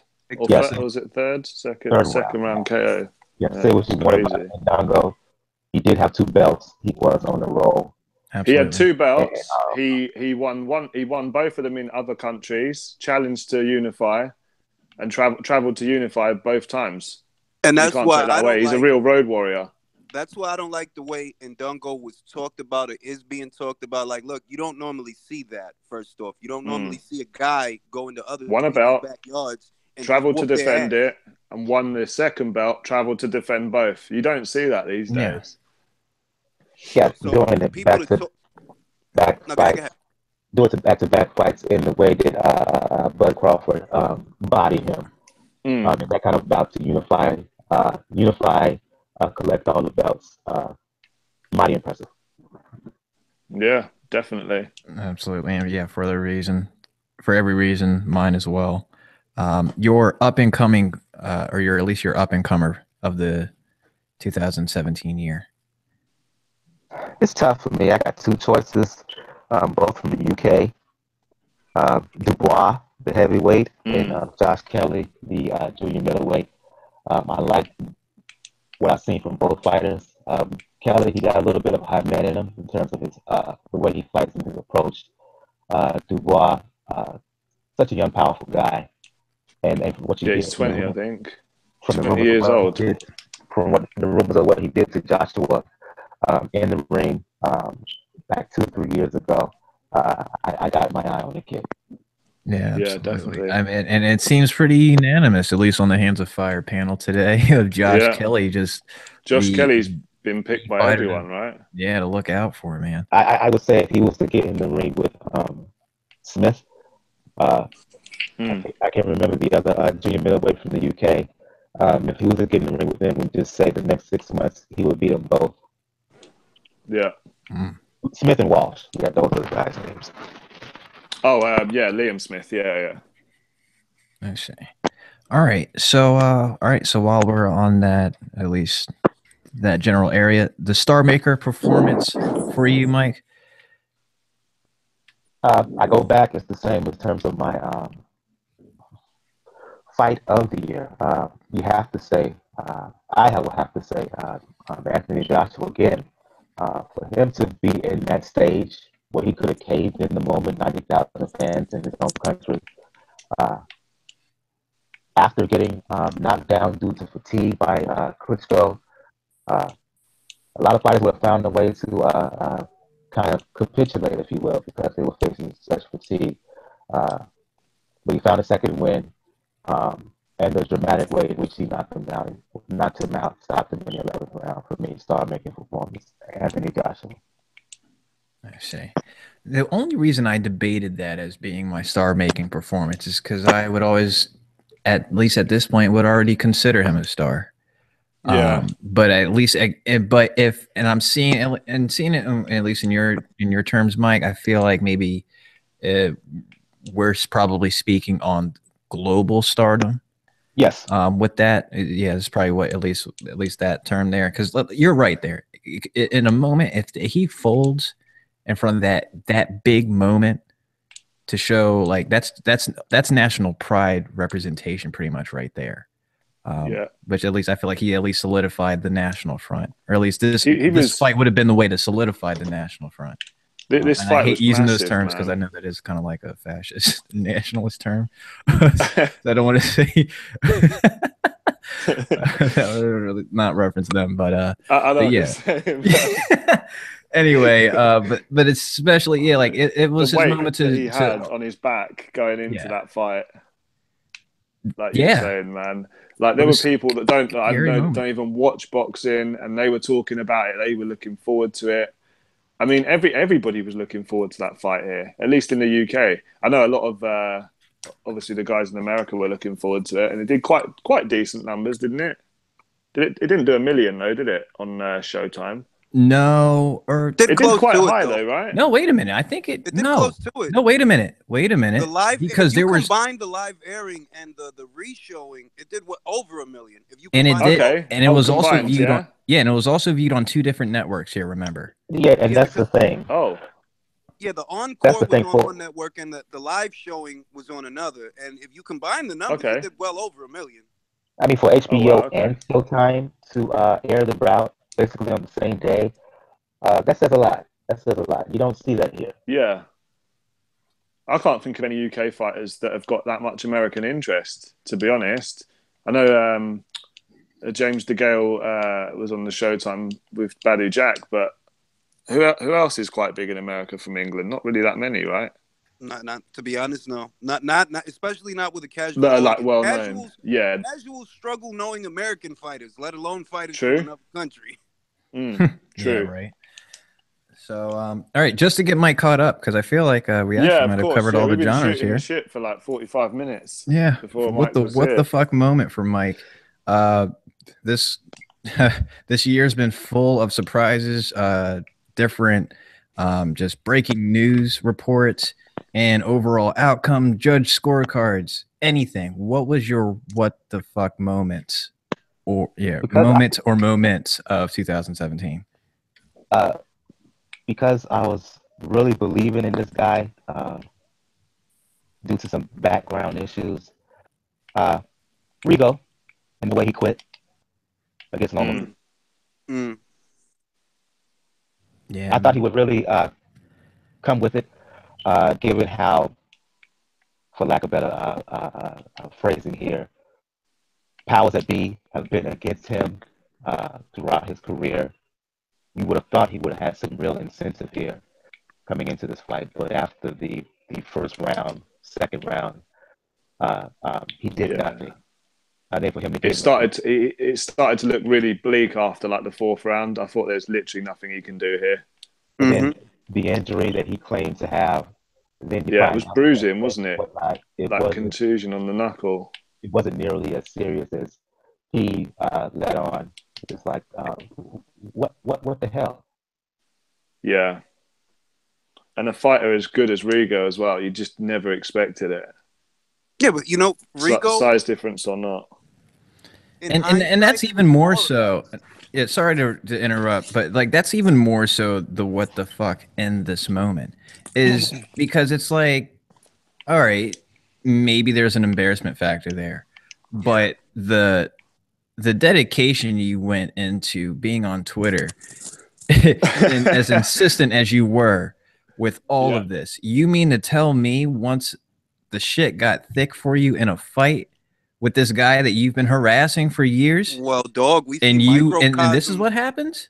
We see microcosms for that all over the place, where you know what, you don't really want this to happen. You're talking a lot. You don't really want this to happen, and then it happens, and then the you know, the loud puppy, he shows that you really didn't want that shit. You just didn't have nothing to do, so you started attacking me.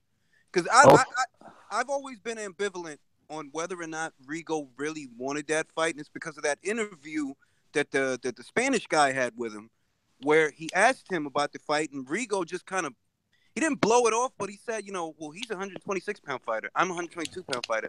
And I've always been ambivalent ever since seeing that video. They're like, does he really want this fight? Yeah. Old school slang, Julius, he was selling wolf tickets. Selling Pretty some much. major wolf tickets. Pretty much. Essentially.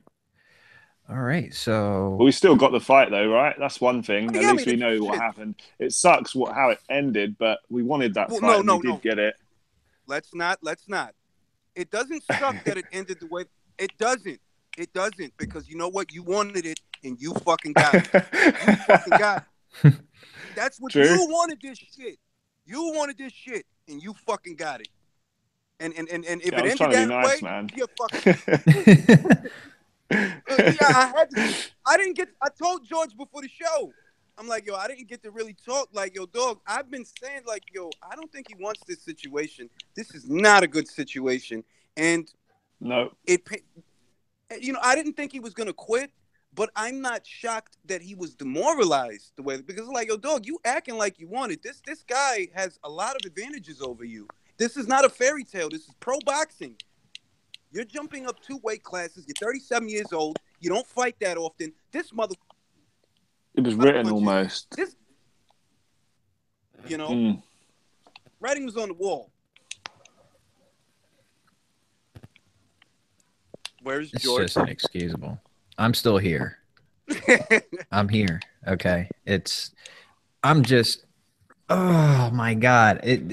If that's what I'm saying, like for it to be my what the fuck moment, it was because a lot of it was consumed by the amusement. I was just really just gassed on the fact that I was right, for one. And for it to be such a right, and for it to be such a humiliating type of loss to bring up to these individuals to talk about later. That's like I was riding off that. He's saying this with the biggest smile on his face. Yeah, exactly. Right.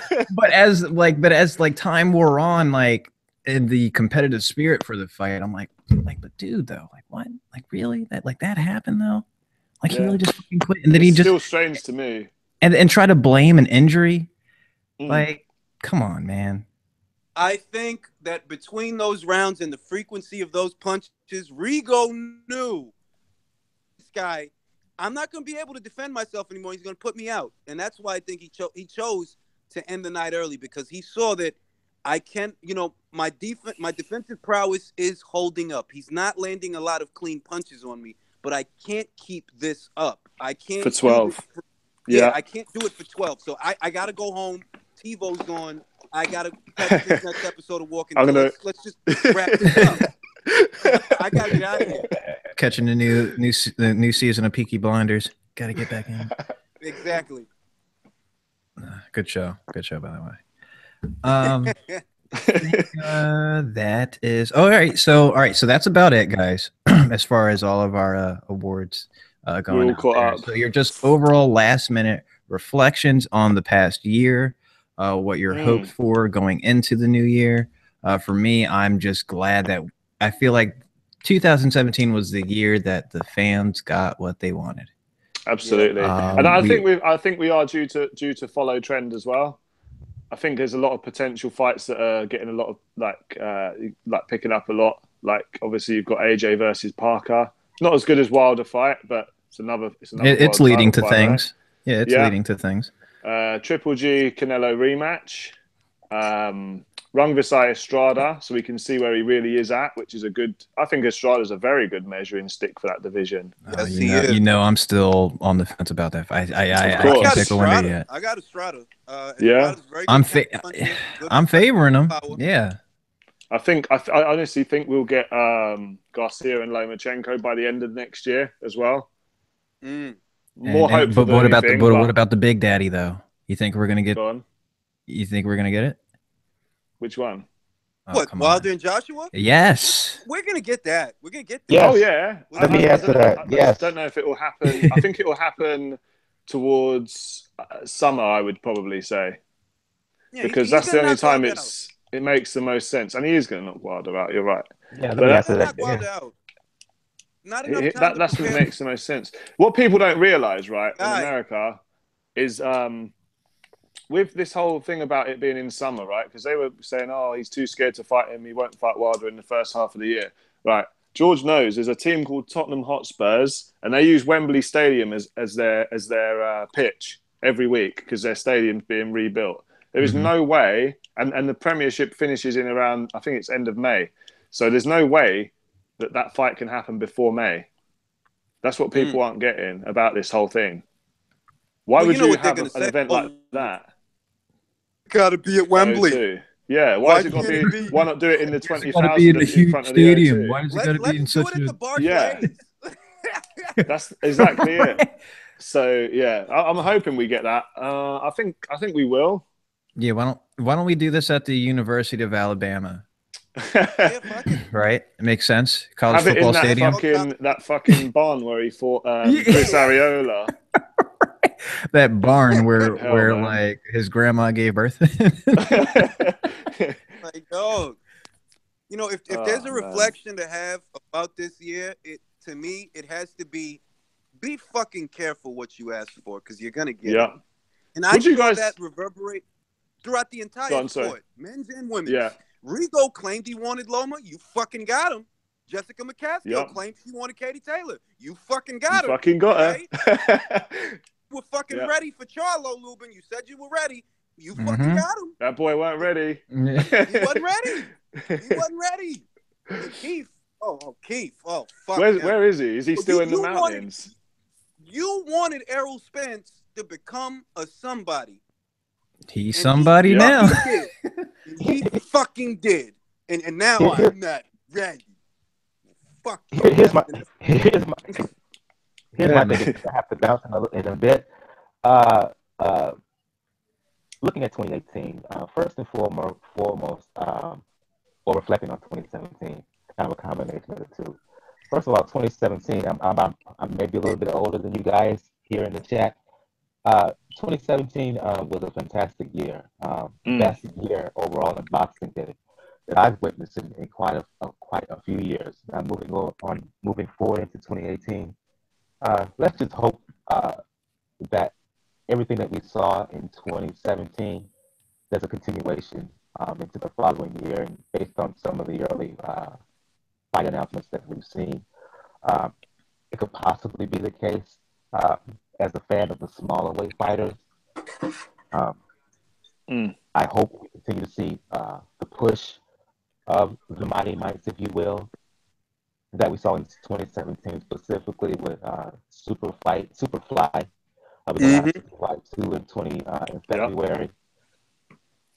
I'm interested in Anui. Good start. In a way, excuse me.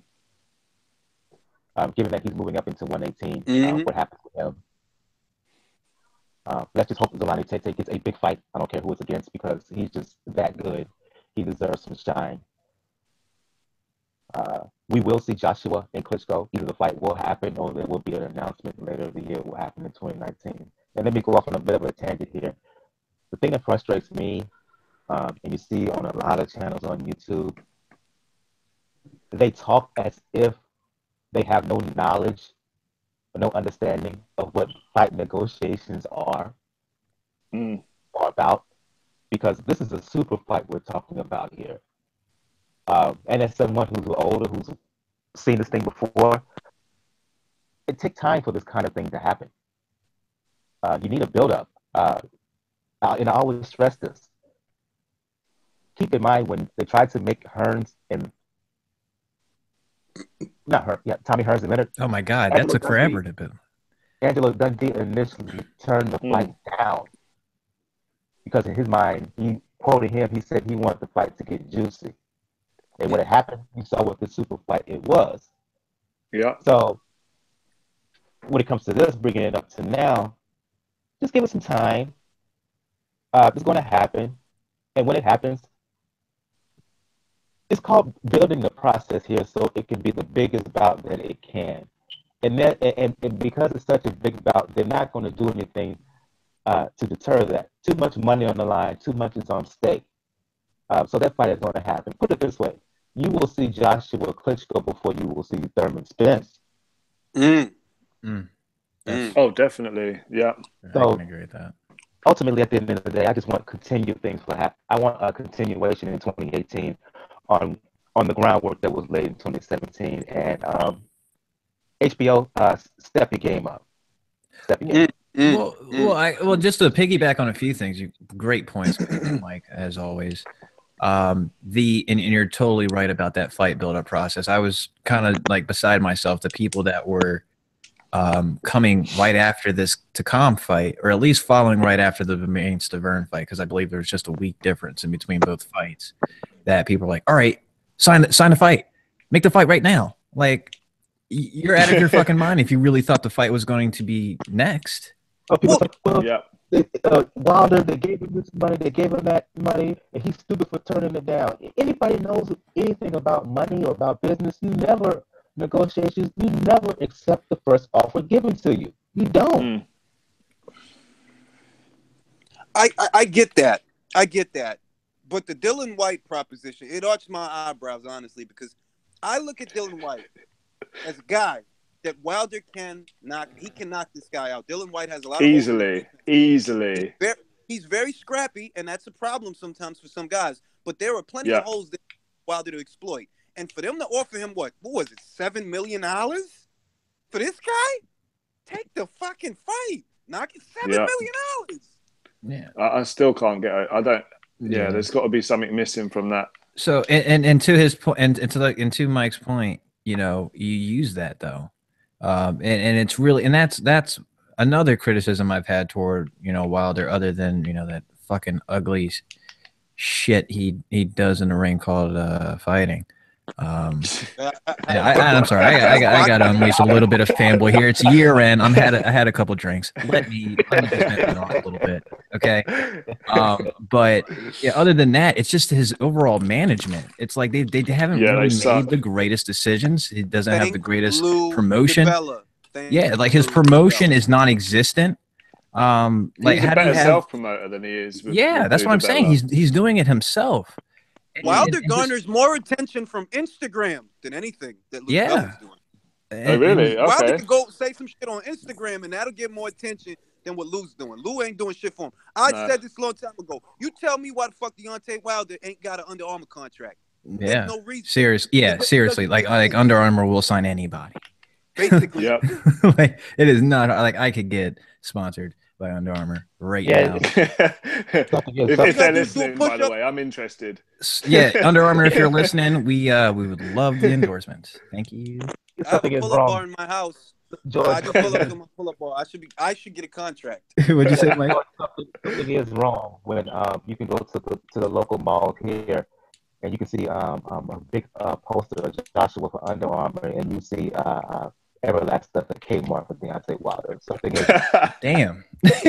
God damn, boy. Crazy. That's crazy. Oh, and I wanted to also, at least to your HBO point, Mike. I was honestly, that was something else of, at least as far as my evaluation over the whole year of 2017. Going out, HBO totally fell off the fucking face of the earth when it came to boxing. Like, their Boxing After Dark has been what I think there's been about a total of maybe 4 episodes this whole year. Been such a good year as well. And that's what's kind of mind-numbing here.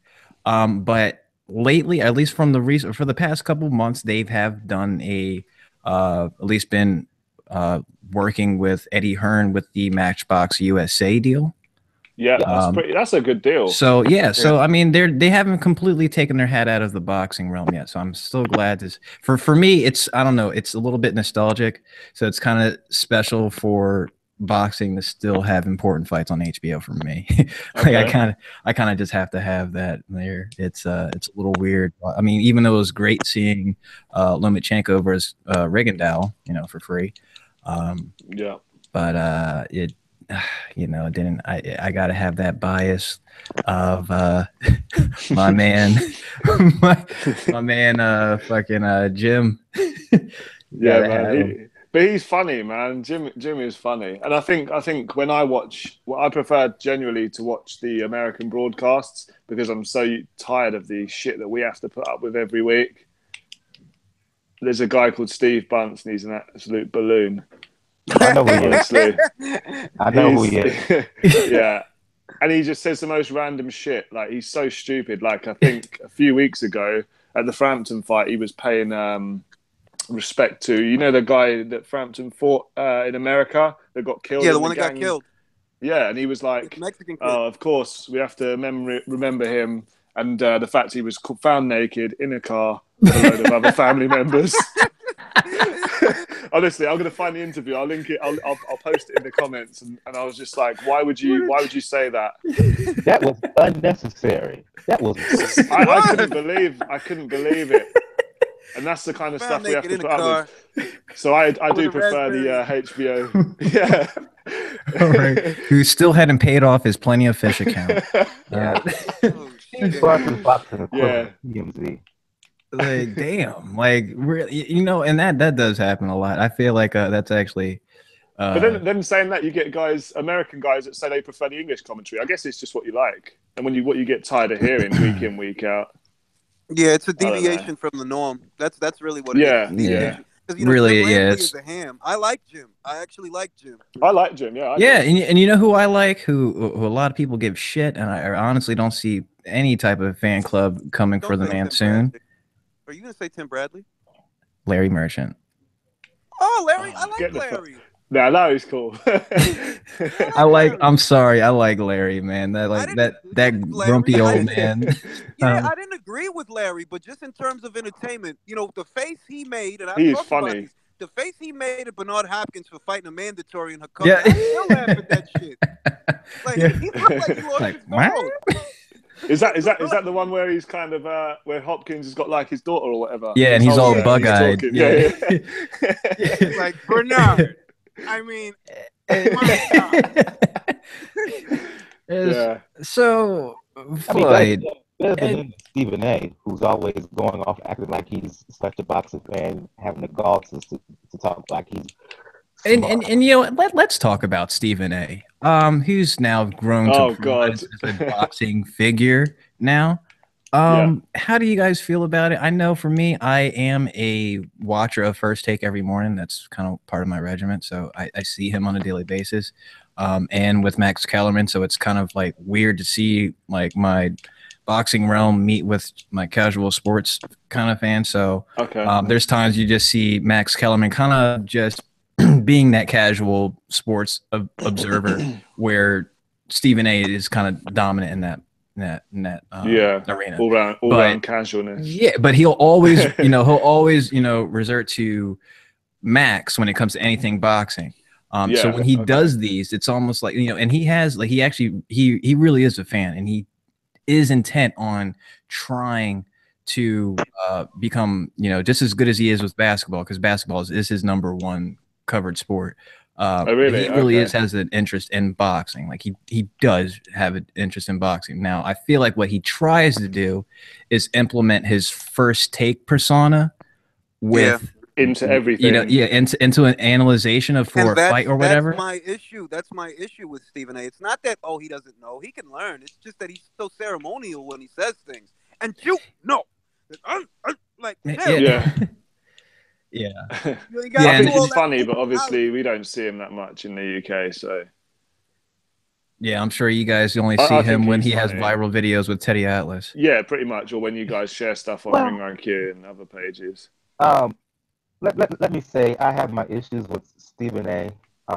It has it doesn't involve just boxing. It involves some outside stuff. George, we're going to have a one-on-one about that. I think you know where I'm going here with Stephen A. and some of the things he says on First Take in particular. I think I know where you're getting out of here, my friend. Yeah, but as it pertains to boxing, look, one, I don't like the fact that he was basically put there. He didn't earn it. It was part of a deal with Bob Arum and Top Rank that put him in a position that he really didn't deserve. That's one. Two, I don't like how he goes at folks, whether it's Bradley, whether it's Atlas, talking down to them as if he's at times as if he's more knowledgeable than there are. Eschewing what they bring to the table and kind of throws it out the window. Three, I can't get over, and I will not get over the fact the Pacquiao Horn fight. He talks about how he's a serious boxing fan now, how he's so astute, knowledgeable, hardcore, and all this. How do you not know who Randall Bailey is? How you not That's know one of Jeff Horn's best scalps, Randall Bailey. He talks about this fighter. Well, I didn't do my research, and then he goes on a rant about this and this, and now he's not credible in all this. Yeah, so essentially just to discredit everything you're hearing. And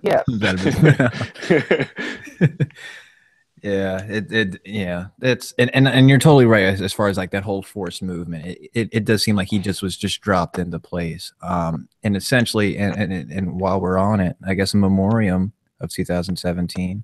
Goodbye, Teddy Atlas. Yeah. Was Teddy steps on a lot of toes, man. I mean, he does. There's such a thing as being too honest. You know, we're not in your living room, Teddy. You got to tone it down a little bit. And he shouts all the time, man. One, given the media paradigm nowadays, you have to know how to do more than one thing. Yeah. And I just use something a regular on my show who's in media noted. Gail, she essentially broke it down like this: is that Teddy isn't in a box right now because he only can talk boxing and does little else. Only a certain avenue. There's only a certain space for him. That's essentially why they hired the guy they hired. ESPN recently hired, because he cannot just talk boxing. He can write boxing. He can do so much more, while Teddy doesn't or can't. And that's one thing. And besides, when you go on air on a fight and you discredit the credentials of the guy they just hired in the middle of a bout, that's not a good thing. Yeah, that was the major role they said as to why he was let go. Like, damn. Against who? Against who? Yeah. Mark Kriegel, right? The Mark Kriegel rant that he talked to Kriegel not so nice. That's what I read. That was the major reason why they're like, Teddy, you got to chill out, Teddy. You got to chill out. Yeah, he does need to, man. It's not going to be the end of Teddy. He'll be everywhere. He'll still be on YouTube. He'll be doing interviews. Yeah. Like I said, the guy they hired, he writes, he produces, he does so much more. Like the whole package. So with him. And with Teddy, you can basically just hire him to just sit there and run his mouth. And which does work for certain fights. Yeah. But in the long run. Right. Wow. Goodbye, Teddy. Goodbye, well, he's Teddy. not completely gone. He just won't be calling fights. He still works for them. Well, they say that, but isn't that just a way for them just to ease you out the door? Yeah, and the sad thing is, I think, given what was just said about Teddy, there could be and there should be a role for him, but I just think ESPN is going to slowly. And that's what that's what I'm hinting at, because I feel like what they did with this past Lomachenko and Rigondeaux fight, they had him, had his analysis from home or from a non-studio location where they're sharing the where he's not, at least in the same like a Sports Center studio. Anyone? Is that what you mean? Where Teddy can't alienate? Yeah, or at least where he's not on set, where he can actually like break equipment and cast members. But yeah, that's what I'm saying. So it's kind of like an ease from in studio to Sports Center to going over the fight. So now he's at a whole exiled location with his analysis, not even just a call, just like his little 10-minute analysis. Considering this was the guy that was the color commentator for Friday Night Fights for over 15 years. Mm-hmm. So that's kind of sad, isn't it? Yeah, that's what I'm saying. As you notice, I had some nostalgic posts that were about Friday Night Fights. I'm like, kind of sad. After the fight, I don't think you won the fight. I'm just gonna be honest. You can't do that, dog. Like, you can't do that. All right. I'm gonna be frank with you, Jeff Horn.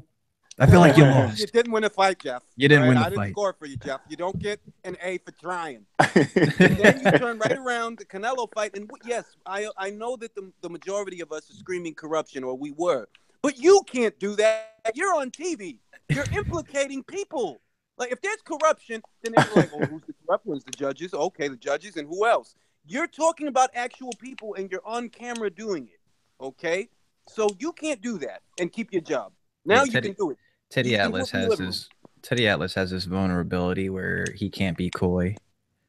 He just can't shut the fuck up. Let's be honest. Yeah, that's the biggest problem I think he has.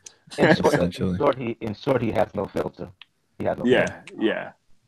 All right, and also speaking of goodbyes, we say goodbye to Miguel Cotto. Oh, of course, man. Marquez, and here it comes right on cue with Julius with the Green Day. Come grab you by the neck and direct you at he actually had quite a few retirements. Yeah. Guerrero, Cotto, Klitschko, Nathan Cleverly. Marquez. Yeah, Marquez mentioned earlier. Yeah, but Marquez hasn't fought since what? 2013, 2014. Yep. 2014, last fight. I think it was against Mike. I know it's his official retirement, but I kind of considered him retired anyway. Yeah.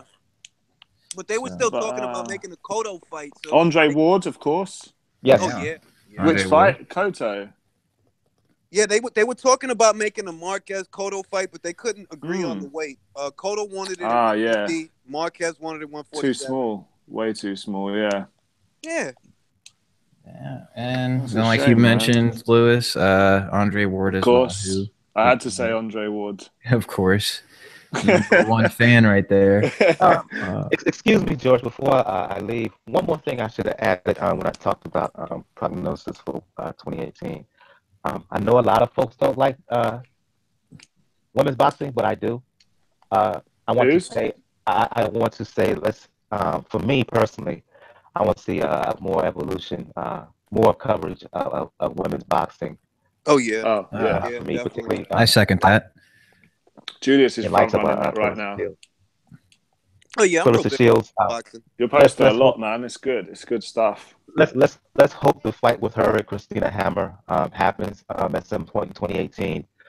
Let's hope we get to see Cecilia Brackett here in the U.S. You mentioned Katie Taylor. Hope to see more of her. There's a lot, there's a lot of good, and the biggest thing is, it's not even, where they're from so much as, are they entertaining? Can they put on a show? And these fighters, yes, they can put on a show. I'd rather watch Chantel Cameron any old day of the fucking week before I watch a Lara fight. Anyway. And let me say, as Gail always pounds the table saying on my show, let's hope there are 3-minute rounds in women's boxing. Yeah, it's only 2. Yeah. Adams is trying to get the rounds changed to 3-minute rounds. I hope that they're successful in that, because women's boxing is only about 2-minute rounds. Yeah, it is. Yeah. Yeah. So essentially, I guess that's pretty much it for all of us. Then it is also, speaking of goodbyes. Let's also say goodbye to the shit judging again. Shit judge scorecards. We're done with those. Won't be seeing you anymore. At least the sporadic call in Tulsa, Oklahoma, maybe. But I don't want to see that shit on a pay-per-view fight ever again. Nah. That shouldn't be the headline of the story. And no more farcical MMA boxing bouts. I don't want to see like a crossover. Yeah, none of that. Yeah, that was a one-time thing. Not doing that anymore either. No MMA versus boxing. Boxing won. We got it. It's over.